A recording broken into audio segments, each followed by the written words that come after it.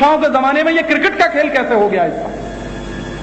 क्योंकि अब ये खेल नहीं रहा है, एक धंधा बन गया है, एक बिजनेस बन गया है। सट्टेबाजी का एक धंधा बन गया है, पैसा कमाने का भी एक धंधा बन गया है। तो जो लोग धंधा मानकर इस खेल को चला रहे हैं और खेल रहे हैं, उनको सबक देने की जरूरत है। और उनको अगर आपने सबक नहीं दिया तो ऐसे लोगों की हिम्मत बढ़ती चली जाएगी और देश का नुकसान होता चला जाएगा। तो आपको मैं निवेदन करने आया हूं कि आप इंदौर से 4-5 हजार चिट्ठियां भिजवाइए सचिन तेंदुलकर को। उसका पता चाहिए तो मैं आपको बोलता हूं, आप लिख लीजिए। Sachin Tendulkar, care of Shri Ramesh Tendulkar. उसके घर का नाम है साहित्य सहवास, Bandra east, Mumbai. Sachin Tendulkar, care of Ramesh Tendulkar, साहित्य सहवास, बांद्रा ईस्ट, मुंबई। और उसको चिट्ठियां जानी चाहिए। हम लोग सारे देश से ये चिट्ठियां भिजवाने का काम कर रहे हैं। और क्रिकेट कंट्रोल बोर्ड को भी चिट्ठी जानी चाहिए कि आपको किसी पागल कुत्ते ने नहीं काटा है जो आप अमेरिकी कंपनियों की एजेंसी लेकर बैठे हुए हैं। क्रिकेट का खेल कोई धंधा नहीं है और इसको आपने अगर धंधा बनाया है तो इसका भुगतान आपको करना पड़ेगा। हम लोग अभी तो उनको चिट्ठी के माध्यम से प्यार मोहब्बत के नाम से समझाना चाहते हैं। वो नहीं मानेंगे तो सुप्रीम कोर्ट तक हम उनको घसीटेंगे, हम उनको छोड़ने वाले नहीं।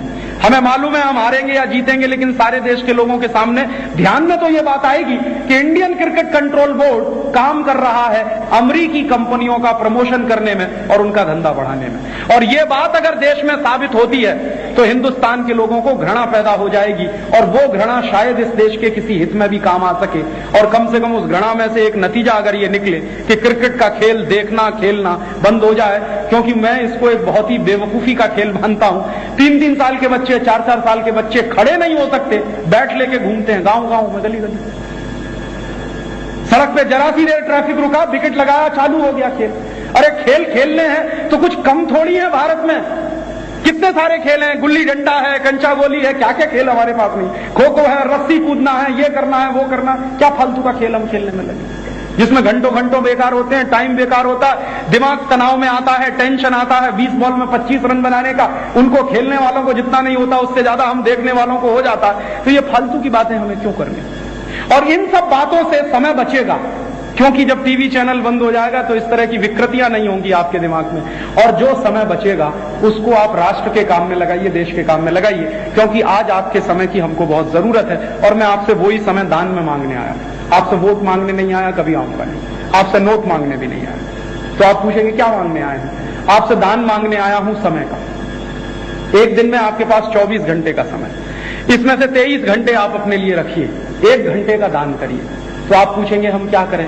रोज 1 घंटे का समय निकालिए, जो कुछ मैंने आपको समझाया वही बात आप अपने पड़ोसी को समझाइए। और रोज अगर किसी एक व्यक्ति को आप ये बात समझाएंगे तो 1 साल में हर व्यक्ति 365 परिवारों तक ये संदेश पहुंचाएगा। और वो 365 परिवारों में कौन जाने दूसरा राजीव दीक्षित पैदा हो और इस देश के हजारों घरों तक वो मैसेज जाए।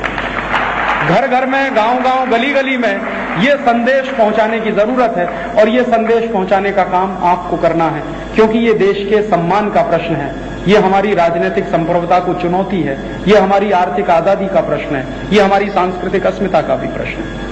तो देश के सामने इतने गंभीर प्रश्नों में हम फंसे हैं, तो इसमें से बाहर निकलने की जिम्मेदारी भी हमारे ऊपर है। सारे देश में एक बड़ा राष्ट्रीय आंदोलन खड़ा करना है इन प्रश्नों पर। तो वो राष्ट्रीय आंदोलन तभी खड़ा होगा जब हर व्यक्ति अपने अपने हिस्से की जिम्मेदारी इस काम में लेगा। मैं आपसे कह सकता हूं कि कुछ नहीं करें तो रोज 1 घंटे का समय निकालकर किसी एक व्यक्ति को ये सारी बातें समझाएं। आप कह सकते हैं राजीव भाई इतना अच्छा व्याख्यान हम नहीं दे सकते, तो आप एक काम करिए, हम लोगों ने कुछ ऑडियो कैसेट्स निकाले, आप वो ले सकते हैं, आप सुनिए, ज्यादा से ज्यादा दूसरों को सुनाइए। तो कैसेट के माध्यम से हर घर में ये संदेश पहुंचेगा। हम लोगों ने कुछ पुस्तकें बनाई हैं छोटी छोटी, वो बाहर कोई स्टॉल होगा वहां पर मौजूद होंगी। वो पुस्तकें आप ले सकते हैं, आप पढ़िए, ज्यादा से ज्यादा दूसरों को पढ़ने के लिए दीजिए।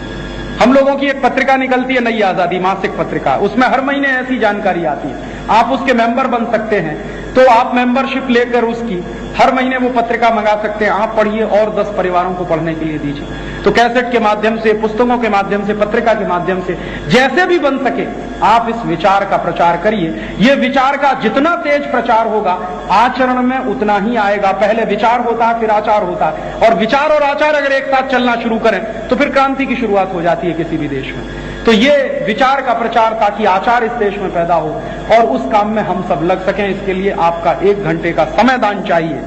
अगर आप दें तो आपका बहुत बहुत शुक्रिया, बहुत बहुत धन्यवाद, बहुत बहुत आभार।